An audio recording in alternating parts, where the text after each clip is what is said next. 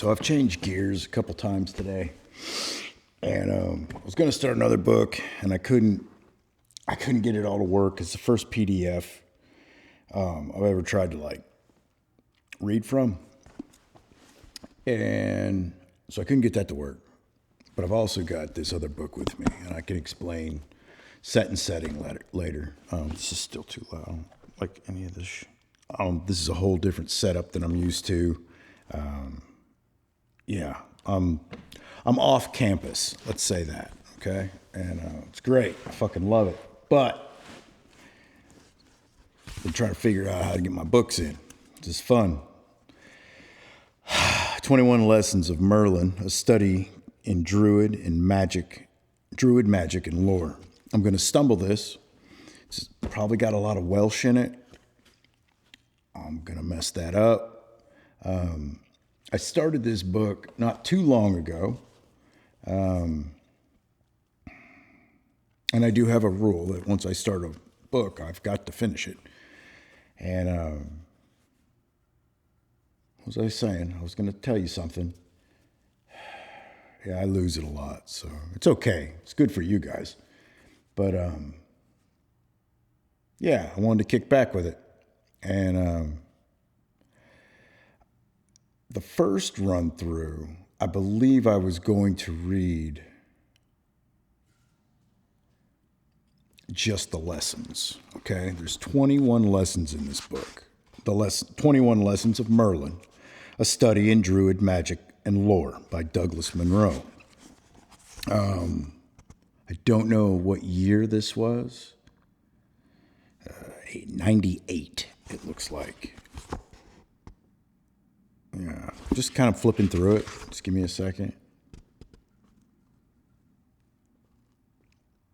All this is important, by the way. For what I wanted to do with this first reading, I wanted to do the lessons. Then I will come back and read it's not narration, it's something else. And we will find out together, won't we? So, to Joseph and the apprentice within us all. I could do acknowledgments, but I could do the prologue, but I'm not going to. No, I could do, when I come back, if you want, I'll read it cover to cover. But I'm just going to read the lessons. The boyhood of Arthur, the madness of Merlyn. Look, a golden-haired boy running through a deep golden pool of sunlight falling into the trees in the deep of the wild green wood. Arthur running through the golden and the green, his golden hair, his green tunic. Sometimes you seem mad or a fool or a boy like me. Robert Nye. 1. A boy to magic born. A true magician is brought forth as such from his mother's womb. Others who assume the function will be unhappy. Grimoire Verum, 14th C. Young Arthur looked down into the sea from his perch high above the grassy crags of Tintergel. He could watch the ocean waves breaking back and forth over the sharp borderline of rocks far below. Arthur was forever watching things full of wonder at the world around him. Sitting high atop the bluffs, he would study how the tide changed color with the sun, or how the seagulls danced through windy clouds far above his head. All these things Arthur drank in, always thirsty for something new or fantastic. Morning Mass had ended, and the brothers of the Saint Bicron were silently attending to their early chores. Being just 8 years of age, Arthur's duties were small. 5 times each day, at the sound of the church bell, he would squeeze into an abbey robe and take his place as altar boy beside the abbot. In reality, Arthur found nothing but boredom in performing this task, except when the somber duty was lightened by exchanging funny faces or odd grimaces with his friend Iltud behind the backs of the attending brethren. Seldom were they ever caught at this heresy, although it only heightened their glee on those occasions when they were. Then, after the altar robes had been neatly replaced on their pegs, Arthur was free again for a while to roam the fields in search of adventure. and on that day he was not to be disappointed. Arthur set off down the well-worn path to the orchards. As usual, he wished that Illtyd had been able to come with him, but being 2 years his elder, the brethren kept him busy with schooling in letters and numbers. It seemed that Illtyd was never free. I'm working on also position of mic and stuff like this during this reading, so it'll be a little wonky. So I don't have to explain myself. It was early summer, and swarms of bees circled around blooming apple trees as one small boy kicked along a dusty road towards the woods. Arthur loved the flowers of summer, and he would make a game of collecting as many different colors as he could find. The reds, blues, and yellows were always somewhere close by, but the apple tree pink which filled the trees that day was a special and rare prize for him. Later on, he would return to the monastery and present his collection to Brother Victor for inspection, after which he would receive the same old "that's nice" bear cub, and his hand-wrought treasures would again be left to wither and die. This usually made Arthur sad, but on that day sadness was just not in the air. As he listened to the sound of the sea in the distance and the gull cries further on down the path, his most secret desire began to surface within him once again. More than anything, Arthur wanted to discover a way down the steep slopes to the unexplored shores below. The boy had always wondered exactly what lay below on those sandy grounds where the land battled endlessly against the sea with such bravery. It seemed that there must be some kind of treasure down there for the water to attack the land so violently every day without cease. From time to time, men did journey down the walk along Tintagel's shoreline, an event that Arthur never missed. But whenever he had begged to go, there was always the same old "perhaps when you're older and bigger." Arthur was impatient and tired of waiting to grow older and bigger. But the fact was that, try as he might, no passage down the slope, save the guarded bridge, was to be found. Arthur also loved the small woods which grew at the very edge of the settlement. Cool and green, he would spend most of the long summer's afternoons within its depths. And since that particular day was fast becoming hot, Arthur wound his way through the trees to a small spring where he sat on a mossy rock and began rolling up his trousers to wade. Suddenly, he spotted something so strange that he froze into position. There, about 10 yards downstream, was a huge blackbird perched calmly on a neighboring rock and eyeing the boy intently. Never had Arthur seen such a creature on Tingrel. The bird drank deeply from the stream and then began to make an unusual series of clicking sounds before flying off finally to a nearby tree branch some 100 feet away. On a single pitch-black feather remained spiraling downward in the breeze. Pulling himself slowly into an upright position, Arthur found the feather and tucked away into a pocket. Glancing about to locate the mysterious visitor, he heard a shrill burst of laughter echoing from a large pine tree straight ahead. Quickly, Arthur spun around just in time to catch a black flurry of movement settle into a mighty oak further on down the path. "A bird that laughs," he shrilled in delight, while scrambling back into the path and running with all his might towards the oak. Thinking of himself over and over, "Come on, be there, please, still be there," the big bird was there, but flew again to another tree still further down the path. This game of cat and mouse continued for a good while until Arthur could run no longer and fell grasping onto a mound of bluegrass nearby. Hold on.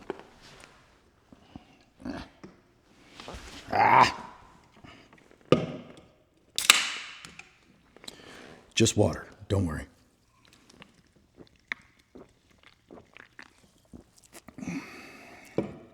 These burps you will get, just so you know.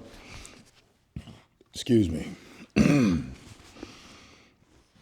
Fuck was I? Sorry, I'll try to get back on task. Fuck was I?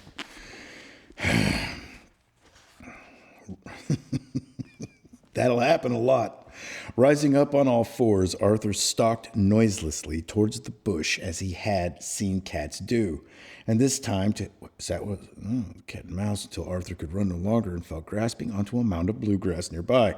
There he lay, looking into the sky until his eyes happened upon a hawthorn bush across the field, where sat the bird, cackling quietly to himself. Rising up on all fours, Arthur stalked noiselessly towards the bush as he had seen cats do. At this time, to his surprise, the bird made no sign of flying away, just flapped and chattered, as if amused by the whole thing. Eventually, Arthur was so close that he reached out and brushed his fingers across the silky feathers. The bird bowed low so that its neck might be scratched before gliding off over the covered field and into a small clearing amongst a grove of ancient oaks. With renewed interest in the game, Arthur ran quickly to the clearing where, for a second time that day, he stopped dead in his tracks. The giant bird was there, all right, perched on the shoulder of a tall man in blue, leaning against a tree and smoking a long pipe. Seldom had Arthur seen outsiders on Tintagel, and never anyone wandering unescorted through the woods. The man did not move, but held the boy long enough in his gaze as the bird paced to and fro across his shoulders. "Come here, little friend," he said at length between puffs, "and do not be afraid of me. I have traveled a long distance to meet with you, and I bring with me 1,000 mysteries." A man's voice was full of kindness and dispelled at once any fear that might have been in Arthur's mind. He sat down under a tree and began to put away his pipe as the boy approached. "My name is Arthur. Yes, I know," responded the man with a smile, "and men often call me Merlyn of Iona, since I come from the magical island far to the north." Arthur's eyes widened a bit, but "What about the blackbird on your shoulder?" he asked, taking a seat in the silky grass beside the stranger. "Does it belong to you?" "No," the man retorted with a long laugh, "for it might well be that my crafty friend here owns me." With that, the bird flew on to a nearby stump and began to preen his feathers in the sun. "Why are you fond of him?" "Very much," Arthur exclaimed, for never have I seen such a magnificent bird. Does he bear a name?" "He does indeed," said Merlyn, "and an ancient and powerful name at that. He is called Solomon the Wise and travels sometimes with me, when my mission is important enough, that is," he added with emphasis in Arthur's direction. The boy studied the man carefully for a moment. "What brought you so far to see me?" he finally asked, staring over at the long wooden box which Merlyn carried strapped to his back. "Do you bring me some gift?" he tacked on, not bothering to conceal the rather selfish interest in his voice. "Young man, I bring you many gifts," Merlyn stated flatly, "but they are unlike any which you have received before. First of all, I am here to offer you the gift of friendship, and secondly," his words broke off slowly as he reached into his pocket and pulled out something held tightly in his hand. Merlyn raised his fist into the air and grinned at the boy's eyes. Sorry. See, I don't have to explain myself. I typically have my podium, all right? Whatever, I don't have to fucking do that. I feel bad, I'm sorry about that. I don't have to feel bad either. God damn it. "A blue stone, I think," Arthur answered timidly, returning the gaze. Wait. Arthur was silent for a moment, both puzzled and intrigued at this strange game. "How can I possibly guess, Lord Merlyn, when you have given me no—" He stopped when he noticed the man looking at him with great intensity. "A blue stone, I think," Arthur answered timidly, returning the gaze, "but I am probably wrong." A broad smile beamed across Merlyn's face, a smile of both pleasure and relief. "Thank the gods," he intoned loudly as Solomon flew over to join them once more. The fist opened, and sure enough, there lay a small bluish pebble.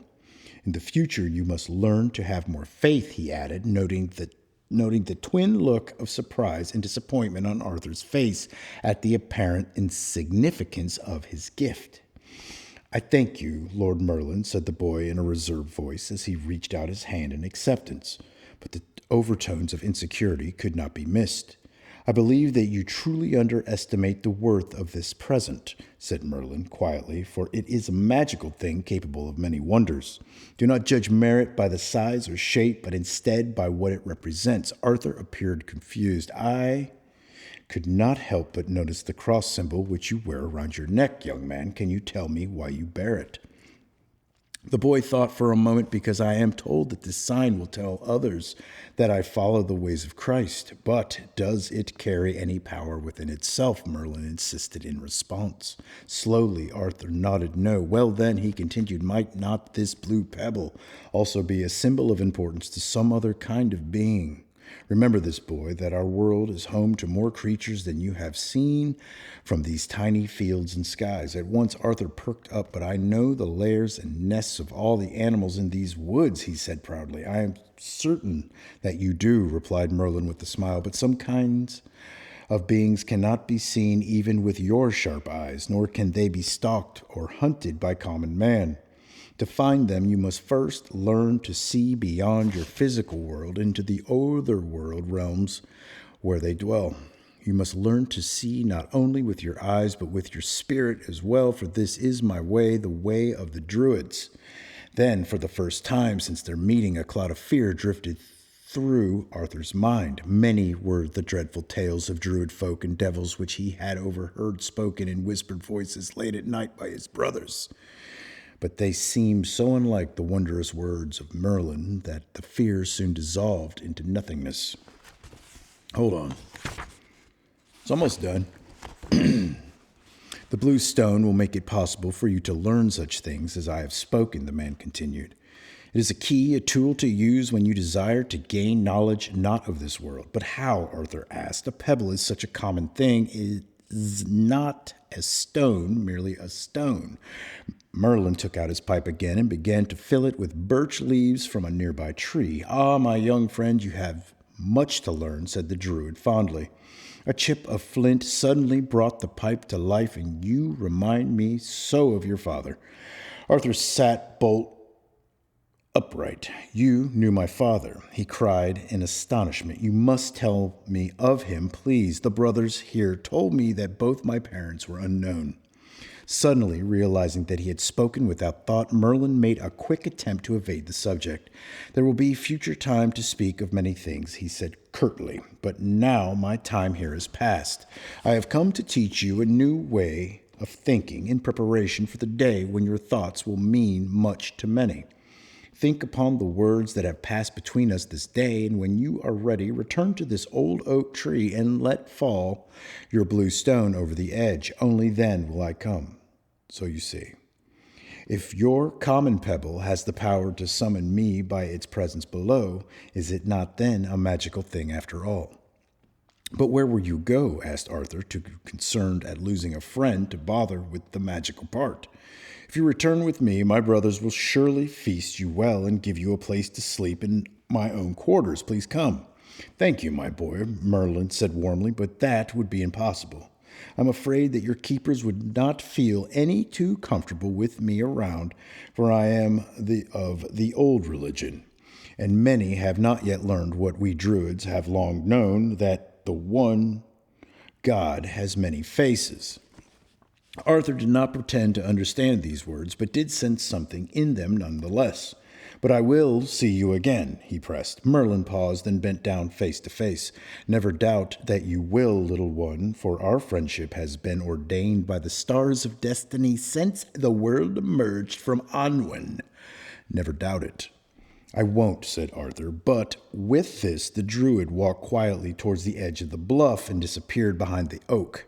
Arthur ran to the tree and walked round it many times in amazement. He wondered if there really might be a secret passage to the shore after all, but could still find none. With a long burst of laughter, the raven Solomon flew from his perch and disappeared next over the edge. At that very moment, Arthur heard the clear tones of the church bell ringing across the meadows. He was already late for afternoon mass. As if caught between two worlds, he raced back down the dusty path and into the chapel. But never once during that long service was his mind really there, as if his inner circle had somehow been changed by Merlyn's visit, awakened by some ancient magic. That night the moon shone brightly through the windows of Arthur's